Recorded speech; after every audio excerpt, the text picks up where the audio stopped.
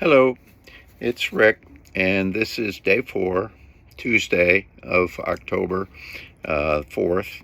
It's the 4th day of walking to fix our democracy from our West Coast to our capital. And although we're just getting started, today I left Monrovia, went through Glendora, and ended up in Verne, California. It was a 7-mile walk.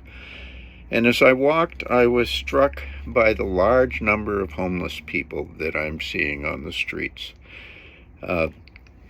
If we think that our government, our elected representatives, the job that they're supposed to do is to go to Washington, address the biggest problems that are common to all 330 million of us, and after looking at all the options, set the goal to pick and set into motion for America a system that serves the greatest percentage of all of us.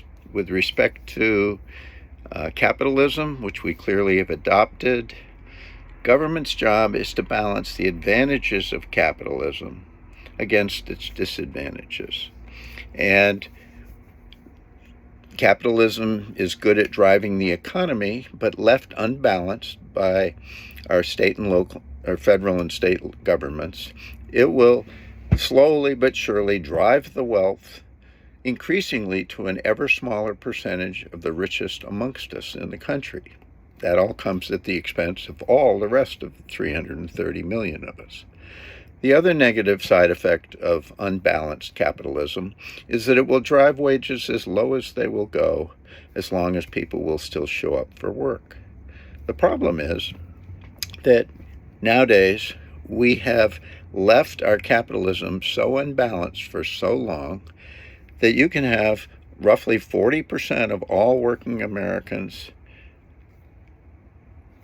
in a position where they work a full work week and they, at the current wages, cannot earn enough to be in control of their lives. They're a paycheck away from disaster.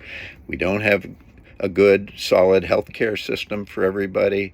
The cost of health care and housing puts you in a position, or puts many in a position, where they're dependent on the government to just stay afloat, and they can't make it on their own. If government were working properly, we wouldn't see anywhere near so many homeless, because we would have a capitalistic system that basically made it work for much better for the greater percentage of all Americans. That would mean that if you worked a full work week, you're going to earn at least enough so that you can live in a frugal manner and be in control of your life. It assumes that we've set up education and healthcare plans that support that, like in other countries. But we haven't. So we end up with homeless, we end up with lots and lots of people who aren't taking adequate care of their health, and I'm seeing the results of that on the streets as I walk. So that's it for today. Good night.